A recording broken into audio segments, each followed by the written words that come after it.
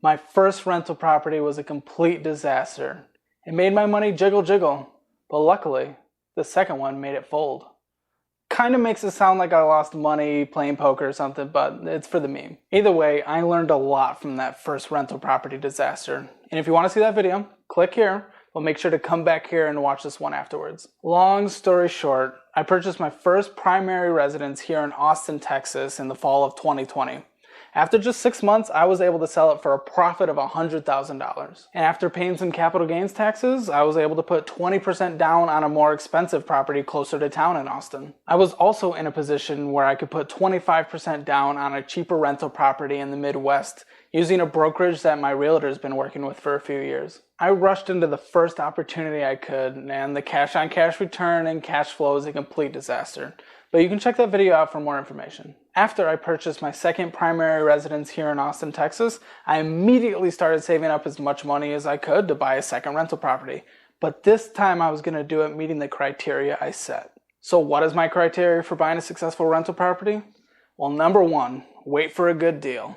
Number 2, find a property within a price range you feel comfortable with and put minimum 20% down. And number 3, a minimum 12% cash-on-cash return annually after your down payment, after all closing costs, after any rehab that's needed, after the 10% rental property management fee, after 3% set aside for any future vacancies, after 3% set aside for any future repairs, after property taxes, after property insurance. And after a few months, I realized I just wasn't happy where I was living or the lifestyle around that area.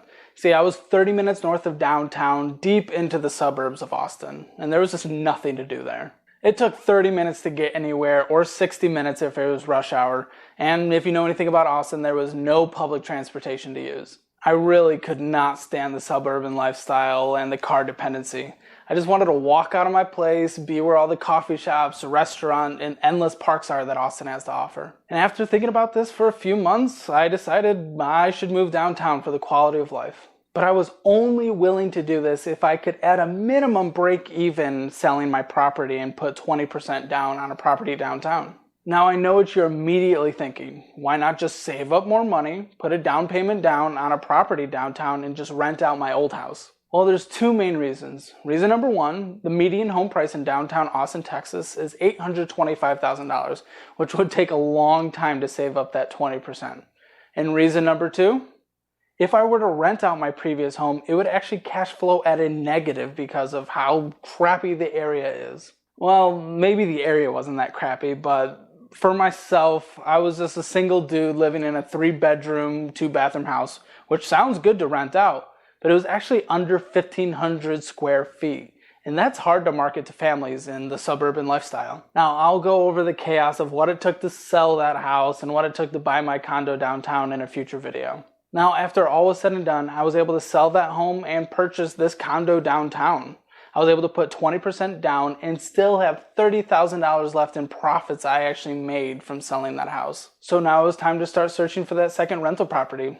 I connected with the same brokerage as I did for my first rental property in the Peoria, Illinois area. But after waiting a few weeks, I wasn't hearing anything because no properties were going on the market that were meeting my criteria. So I decided to expand my search. Now, I'm from a town in Michigan called Kalamazoo. It has a pretty strong economy that's driven by Pfizer, Stryker, and a state research university. This was the market I always dreamed of getting into. I actually ended up making contact with a brokerage and rental property management company that I rented from when I was a college student there at Western Michigan University. After extensive conversations with them, just making sure we were a good fit for each other, I finally decided to hand over the criteria I was looking for. A $120,000 rental property with 20% down. Quickly, properties just started falling on my plate, and I was actually able to narrow it down to 2 properties in only a couple weeks. The first property had a tenant who's been there for a few years and was great, and the cash flow was at a desirable rate. And the second property, though it would actually cash flow more, I would actually have to find a tenant, and there's a potential I'd just have to wait around. The home was listed for $124,500, and I put in an offer for $120,000 at 20% down. They immediately accepted it, and it was time to hit the ground running. The home ended up being appraised for $127,000, so after all closing costs and fees, I had an equity position of $27,000 immediately. In just 1 week after my contract entered underwriting, A young couple signed a lease for $1,250 a month. They moved in just the day after I closed on the house. So things were going great so far. But let's break down the numbers and see if this house met my criteria. I took out a loan of $96,000 at 4.9%, fixed for 30 years. So now my monthly mortgage, including property taxes and property insurance, came out to $794 a month. Deduct 10% for rental property management, 3% for future vacancies, 3% for future repairs, and my operating expenses every month came out to $158.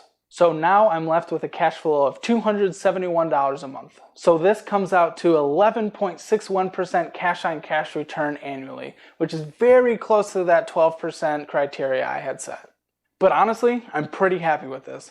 The house is currently renting slightly under market rate. It's always in demand due to the university right across the street, and the housing market in the area has always gone up. I believe looking back in just a couple years, I will see this as one of the best investments I've ever made in terms of cash flow and cash on cash return, especially if I look back a decade from now.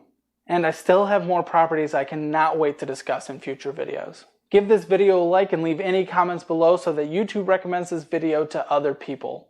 Subscribe and stick around for more. Thank you.